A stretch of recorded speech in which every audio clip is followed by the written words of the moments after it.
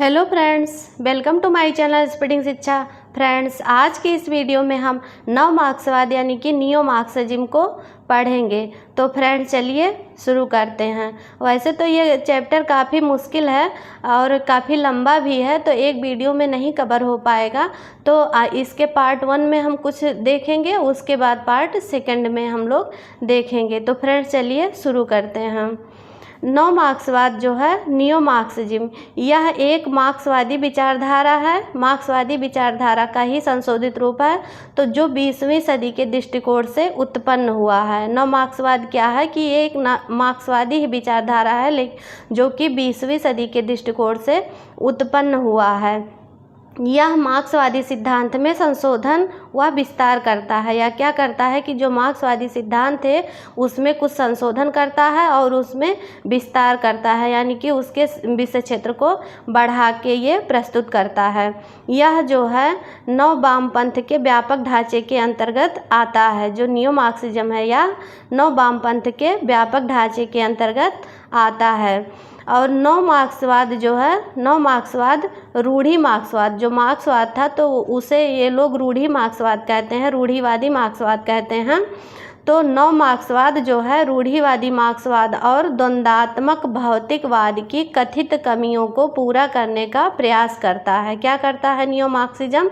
तो जो मार्क्सवाद में व्याप्त था रूढ़िवादी मार्क्सवाद था और द्वंद्वात्मक भौतिकवाद में जो कुछ कमियां रह गई थी, उन कमियों को यह पूरा करने का प्रयास करता है। कौन करता है? तो नियो मार्क्सिज्म करता है।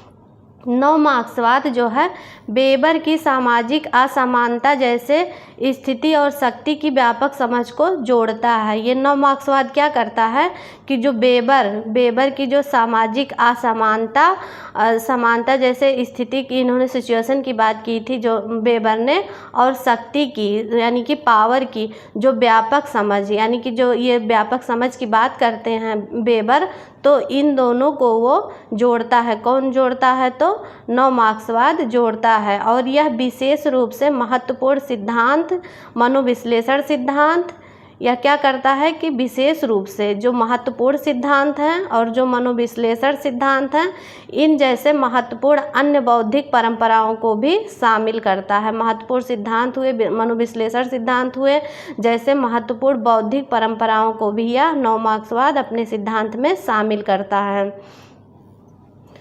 तो नव मार्क्सवाद में शामिल सिद्धांत को हम लोग देख लेते हैं कि नव मार्क्सवाद में कौन कौन से सिद्धांत शामिल हैं। तो इसमें विश्लेषणात्मक मार्क्सवाद, फ्रांसीसी संरचनात्मक मार्क्सवाद, आलोचनात्मक सिद्धांत, सांस्कृतिक अध्ययन और नारीवाद के कुछ रूप भी इसमें शामिल हैं। किसमें? तो नव मार्क्सवाद में शामिल हैं। क्या क्या? विश्लेषणात्मक मार्क्सवाद शामिल है, फ्रांसीसी संरचनात्मक मार्क्सवाद शामिल है, आलोचनात्मक सिद्धांत और सांस्कृतिक अध्ययन और नारीवाद के कुछ रूप भी इसमें शामिल हैं नव मार्क्सवाद में। एक एरिक ओलिन राइट महोदय थे, एरिक ओलिन राइट महोदय, तो इन्होंने जो है इनका एक विरोधाभासी वर्ग स्थान का सिद्धांत, इनका जो है इन्होंने एक विरोधाभासी वर्ग स्थान का सिद्धांत दिया था। तो नव मार्क्सवादी विचार में पाए जाने वाले समन्वयवाद का एक उदाहरण है। इन्होंने एक विरोधाभासी वर्ग स्थान का सिद्धांत दिया था। किसने? एरिक ओलिन राइट ने दिया था। तो जो नव मार्क्सवादी विचार है उसमें पाए जाने वाले समन्वयवाद का एक उदाहरण है, मतलब एक एग्जाम्पल के रूप में वह कार्य करता है। जो एरिक ओलिन राइट ने अपना विरोधाभासी वर्ग स्थान का सिद्धांत दिया था, तो वह मार्क्सवादी विचार में पाए जाने वाले समन्वयवाद का एक उदाहरण है। क्यों उदाहरण है? तो इसमें जो है इसमें विबेरियन समाजशास्त्र और आलोचनात्मक अपराध शास्त्र शामिल है। किसमें? तो जो एरिक ओलिन राइट ने अपना विरोधाभासी वर्ग स्थान का सिद्धांत दिया था, तो उसमें जो है विबेरियन समाजशास्त्र और आलोचनात्मक अपराध शास्त्र शामिल है। तो इसलिए जो है कि नव मार्क्सवादी विचार में पाए जाने वाले समन्वयवाद का एक अच्छा उदाहरण है। नव मार्क्सवाद की विशेषताएं कौन कौन सी हैं देख लेते हैं हम कि नव मार्क्सवाद की विशेषताएं, यह जो है आर्थिक कारकों के साथ साथ धार्मिक, सांस्कृतिक एवं राजनीतिक कारकों को भी मानता है। नव मार्क्सवाद जो है केवल आर्थिक कारकों को नहीं मानता है, क्योंकि मार्क्सवाद केवल आर्थिक कारकों को ही मानता है कि मतलब सारे जो है कार्य का होने का कारण सिर्फ आर्थिक है, चाहे वर्ग संघर्ष हुआ, चाहे जो भी होता है वो सिर्फ आर्थिक कारक मानते हैं। कौन मानते हैं? तो मार्क्सवादी मानते हैं। लेकिन नव मार्क्सवादी जो उनका क्या कहना है कि वो आर्थिक कारकों के साथ साथ धार्मिक, सांस्कृतिक एवं राजनीतिक कारकों को भी मानते हैं। ये लोग धार्मिक, सांस्कृतिक, राजनीतिक कारकों को भी उत्तरदायी मानते हैं। क्योंकि ये क्या कहते हैं नव मार्क्सवादी?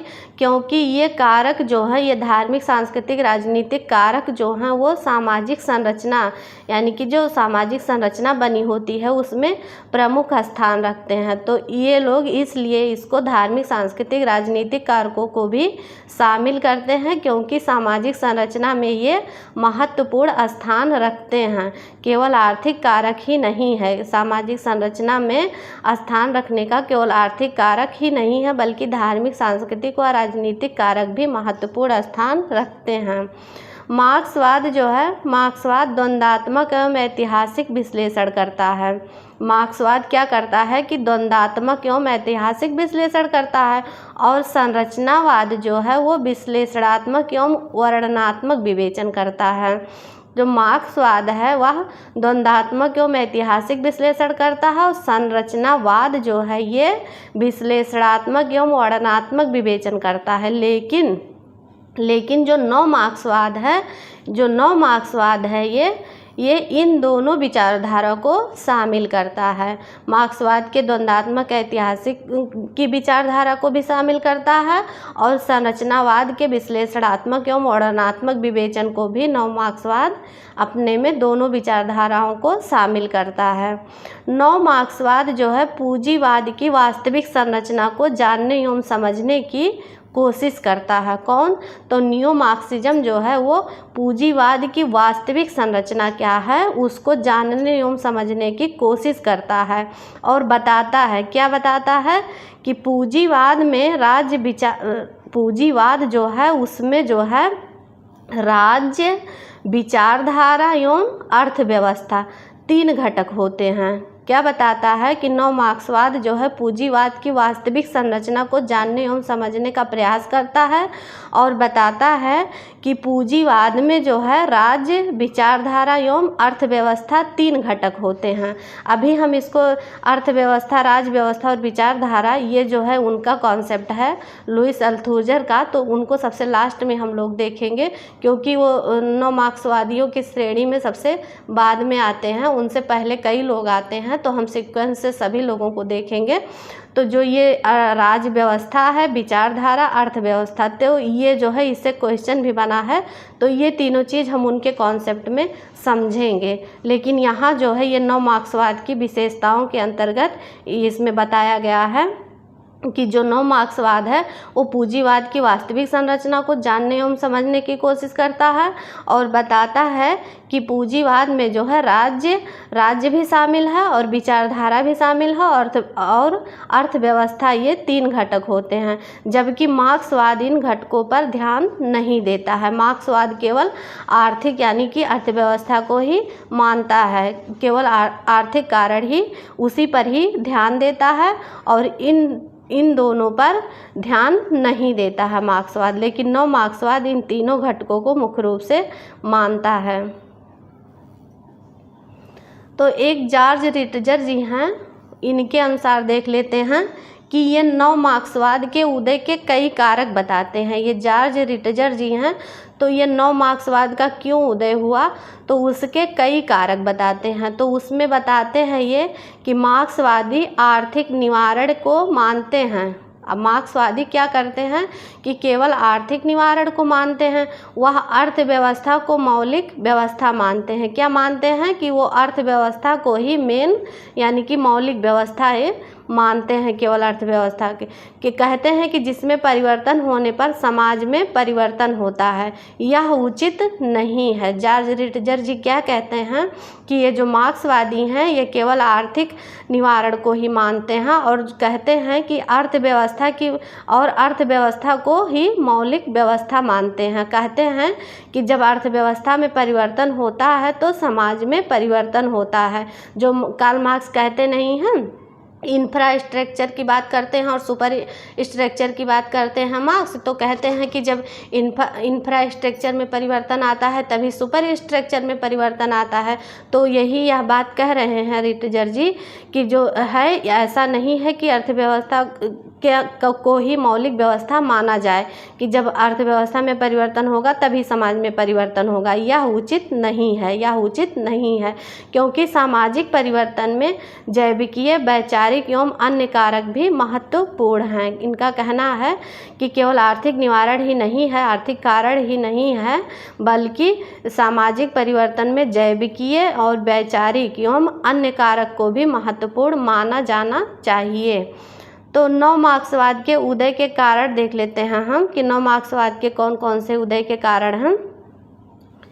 तो इसमें जो है नव मार्क्सवाद के उदय के कारण कुछ विद्वानों का मत है, कुछ विद्वान बताते हैं कि मार्क्सवाद को परंपरागत समाजशास्त्र की श्रेणी में रखने पर विचार वैमनस्य उत्पन्न हो सकता है। कुछ लोग मानते हैं कि जो है कुछ विद्वान मानते हैं कि जो मार्क्सवाद है, मार्क्सवाद को परंपरागत समाजशास्त्र की श्रेणी में रखने पर विचार वैमनस्य उत्पन्न हो सकता है। क्यों विचार वैमनस्य क्यों परंपरागत समाजशास्त्र की श्रेणी में नहीं रखा जा सकता है मार्क्सवाद को?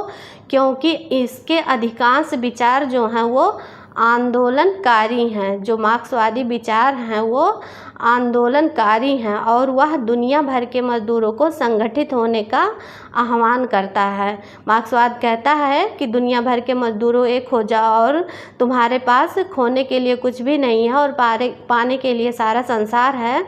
तो ऐसा स्टेटमेंट कार्ल मार्क्स ने दिया है। तो वही यह बात कहा जा रहा है यहाँ पे कि मार्क्सवाद को परंपरागत समाजशास्त्र की श्रेणी में नहीं रखा जा सकता है, क्योंकि उसको परंपरागत समाजशास्त्र की श्रेणी में रखेंगे तो विचार में वैमनस्य उत्पन्न हो सकता है, क्योंकि इसके जो अधिकांश विचार हैं, जो मार्क्सवादी विचार अधिकांश हैं, तो वो आंदोलनकारी हैं और वो दुनिया भर के मजदूरों को संगठित होने की बात करता है। तो इसलिए इसको परंपरागत समाजशास्त्र के अंतर्गत नहीं रख सकते हैं। स्वयं कार्ल मार्क्स के जो क्रियाकलाप, गतिविधियाँ और जो इनके विचार तथा उनका योगदान परंपरागत नहीं है। क्या है कि जो कार्ल मार्क्स के क्रियाकलाप हैं, गतिविधियां हैं, जो इन्होंने विचारधारा दी हैं, जो इनका योगदान है मार्क्सवाद में, तो वह परंपरागत नहीं है, परंतु उनका सामाजिक परिवर्तन, वो जो विचार दिए हैं और जो उनका योगदान है वो परंपरागत नहीं है, लेकिन कुछ अंश जो है उनका, परंतु उनका सामाजिक परिवर्तन जो है और वर्ग संघर्ष का सिद्धांत, ये परंपरागत विचार का एक अंग भले माना जा सकता है, लेकिन पूरे इनके पूरे सिद्धांत को परंपरागत नहीं माना जा सकता है। तो अतः आमूल परिवर्तनवादी समाजशास्त्रीय ज्ञान के क्षितिज पर नव मार्क्सवादी विचार का उत्पन्न होना स्वाभाविक था। यही कारण था कि जो है नव मार्क्सवाद का उदय हुआ, क्योंकि मार्क्सवाद को पूरा परंपरागत सिद्धांत नहीं माना जा सकता है, क्योंकि जो है उनके विचार और गतिविधियाँ और उनका क्रियाकलाप जो है वो काफ़ी हद तक परंपरागत नहीं है। तो इसलिए जो है हाँ कुछ है कि जो सिद्धांत हैं वो परंपरागत विचार के एक अंग माने जा सकते हैं। तो इसलिए जो है आमूल परिवर्तनवादी समाजशास्त्रीय ज्ञान के क्षितिज पर नव मार्क्सवादी विचार का उत्पन्न होना स्वाभाविक था। तो इस नव मार्क्सवाद के फलस्वरूप वर्तमान युग में नव समाजशास्त्र का जन्म हुआ। इस जो नव मार्क्सवाद का उत्पन्न हुआ तो इसी के फलस्वरूप वर्तमान युग में नव समाजशास्त्र का जन्म हुआ। नव मार्क्सवाद को आमूल परिवर्तनवादी समाजशास्त्र के नाम से भी जाना जाता है। नव मार्क्सवाद को आमूल परिवर्तनवादी समाजशास्त्र के नाम से भी जाना जाता है। तो नव मार्क्सवाद का नव मार्क्सवाद का विकास। वैसे तो नव मार्क्सवाद के विकास में अभी जो है विवेचनात्मक सिद्धांतकार आते हैं, फिर उसके बाद नव विवेचनात्मक सिद्धांतकार आते हैं, यानी कि क्रिटिकल थ्योरी के जो आते हैं उसमें थियोडोर एडोर्नो हैं, लुकास हैं, फिर न्यू क्रिटिकल थ्योरी के अंतर्गत आते हैं हैबरमास हैं, लुकास हैं, ये सब आते हैं।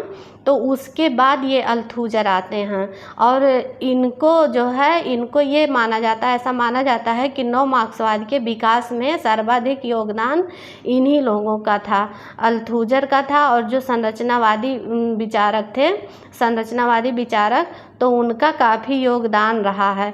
तो अब अभी हम इन लोगों को सीक्वेंस से अगली वीडियो में देखेंगे कि विवेचनात्मक सिद्धांत के अंतर्गत कौन कौन लोग आते हैं, जो कि उनका नव मार्क्सवाद के उदय में कौन कौन सा योगदान रहा है और वो कहाँ से संबंधित थे।